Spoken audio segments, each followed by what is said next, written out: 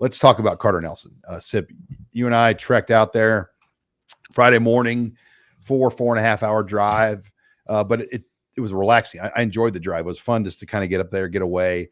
But we got our first chance to see this kid live and in action. And, you know, it was kind of surreal. We like walked in the school and there's this kid in the gym just by himself shooting baskets. Yeah. And it was him. And I'll tell you what it was surreal. I'm glad you mentioned that part, Sean, because when you walked in, and, you know, I think we all have these images. If you say number one player in any state, I don't know about you, but I kind of want him to look a certain way, you know? And when we walked in, that's what you want it to look like. I mean, it looked like, you know, he's 6'4". I don't know. The program lists him as 6'5", their program. He's 6'4", is what he'll tell you. You know, basketball program. Anyway, 6'4", 215.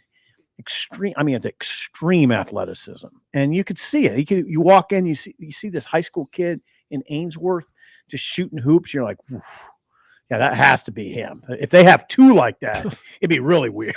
They don't, because hardly anybody would. It was a great trip. I mean, it was very informative. You know, we talked to his dad, who's the basketball coach, Jake Nelson. You know, we talked to come on, Sean, help me out. Jesse Owen, the head football coach. Yeah, the head football coach was great. Another of the track coaches, Wade Alberts, was great. And, you know, and I'll tell you what, Carter himself is really good to talk to. He's a very mature kid. And what they really drive home on this is if you're skeptical about the 8-man thing, if you're skeptical of, you know, small town guy being the number one player in the state, just look at his track numbers and look specifically at the 7-foot high jump. Now that anybody who knows track knows now that's territory. When you get to 7 foot, that's the differentiator. And he's a 7-foot high jumper with all that size. And a 13.8 pole vaulter, which is maybe even more impressive because of how big he is. Yeah, it's pretty impressive. I'm saying the high jump's more impressive. But the pole vault, he's a very powerful. I mean, they don't even make poles big enough to handle him. Right. They got to go find pole. They got to try to rent poles because he snaps them in half. Yeah, he's a and you know, and I don't get too wound up about guys who are able to dunk a basketball. That's pretty standard stuff. But the ease with which he does it is a little freaky. Yeah, there's something telling with just the explosiveness that it takes. Yeah, to elevate. He does it with ease. You know, he took a lob on a fast break, two-handed tomahawk. It was like, okay, wait a second, you know.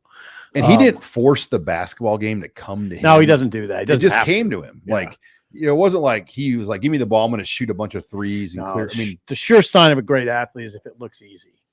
That's a sure sign. And it looked really easy to him. Brian brought this up, and, you know, he's almost like a modern day Tom Kropp. Oh, God, that's interesting. And, you know, Tom Kropp, a lot of people aren't going to know who you're talking about. Well, Tom Kropp could have played pro. He did. He played in the NBA for Washington. Multiple sports, not just so. He was an NBA basketball player. He could have been he could have played for the Pittsburgh Steelers. Carney guy. And then he was a, you know, high level track athlete.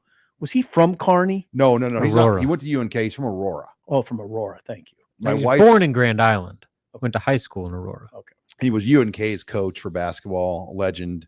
I mean, he played legendary lunch basketball games where they would play full court one-on-one. Him and a guy. They would go back and forth one-on-one. But anyway, that's what you think of, just like a Carter. Yeah, Carter Nelson is like a modern day potential Tom Kropp kind of guy. Yeah. Potential. He's Tom Kropp is one of the 5 best athletes to ever come through the state. Yeah, here's the deal. He's the number 1 player. He got an offer today. From Georgia. Texas A&M this week. Alabama coach Nick Saban called him. Now, it does mean something when the head coach calls you. That's not an assistant coach. No, Saban. Yeah, Saban called and offered. That means a lot. Now I think he's probably up to 24 or 25. Over 25 now.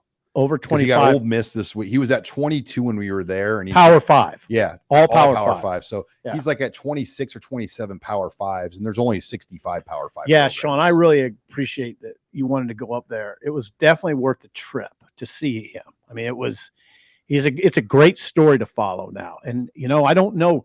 Nebraska's got work to do. I mean, I just think, well, and I think, Sean, you would say Jake Nelson and Carter play very close to the vest on when they start discussing options. And I don't even know if anyone's advising him. They're just being really smart about it.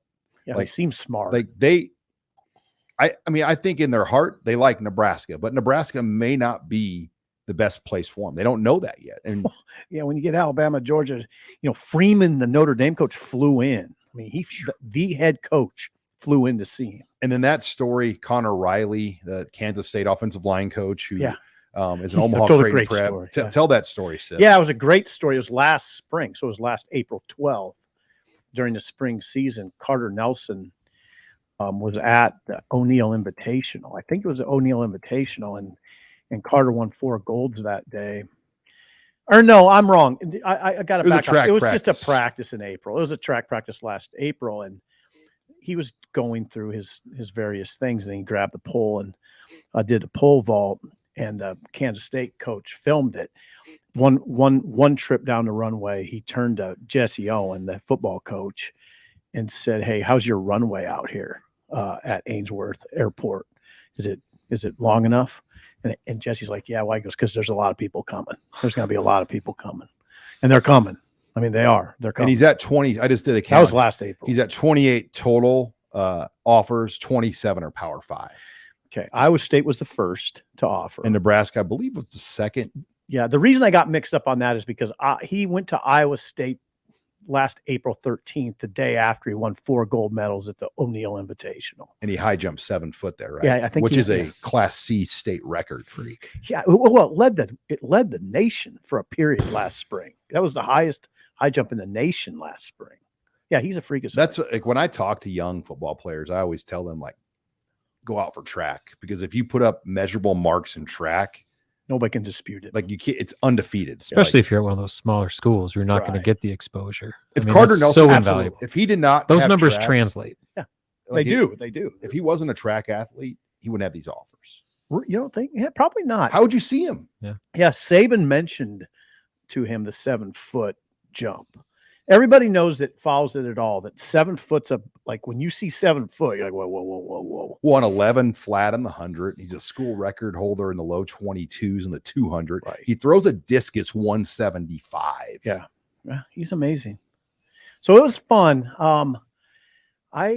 It'll be interesting to watch this play out, and it's interesting from the standpoint of he could be catching passes from Dylan Raiola. Yeah.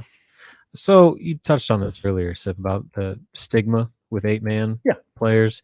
It's a real thing, because I remember not too long ago I was out at Fremont Mills High School in Western Iowa watching Seth Malcolm, and he was playing an 8-man game out there, and he was by far the best athlete on the field, biggest, strongest, fastest guy, like no-brainer, best player.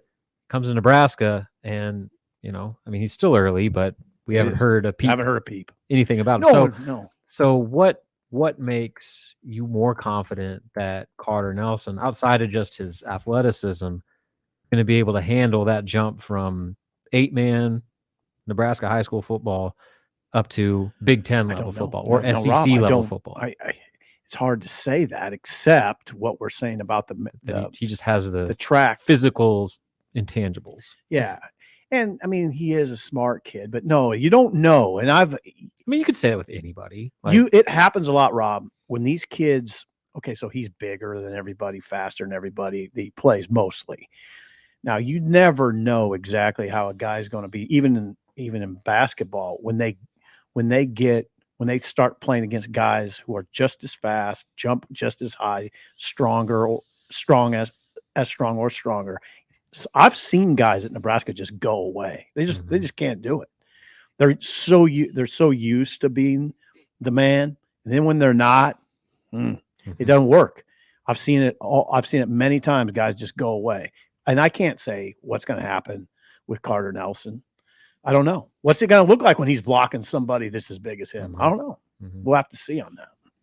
Yeah, you're listening here to the Husker Online show as we put some final thoughts here. Yeah, and the timeline, he's going to go on trips. Okay. And that's what we learned. They're going to go on a West Coast swing and an East Coast swing. And I would imagine Georgia, Alabama, the Texas schools, like all of those are going to factor in. But they've got a lot of decisions to make.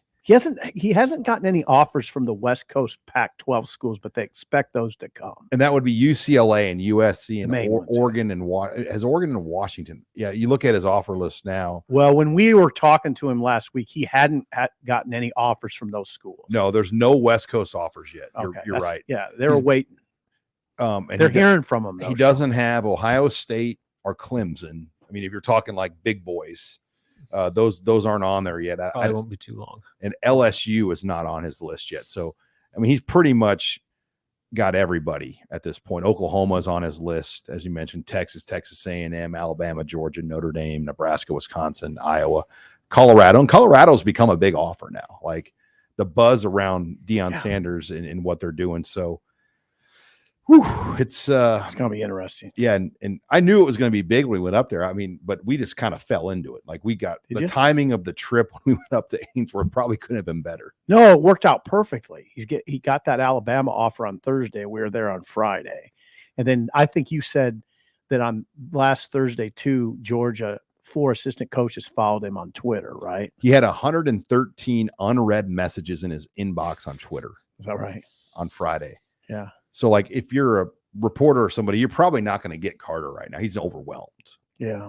You know, his father and the coaches are, you know, like he seemed to handle it well. He handled it well with us, but how do you at that age handle that many people wanting to contact you? Yeah, I know how we get when we're trying to manage a bunch of things. Imagine a kid. Yeah. Well, hopefully he handles it better than I do. But anyway, it's exciting. I think if hopefully he just recognizes that this is a small moment in time, and it's exciting to have 6 months. It's guys. Probably going to be figured out. You know. Yeah. So it's a very short moment, and he should really have fun with it.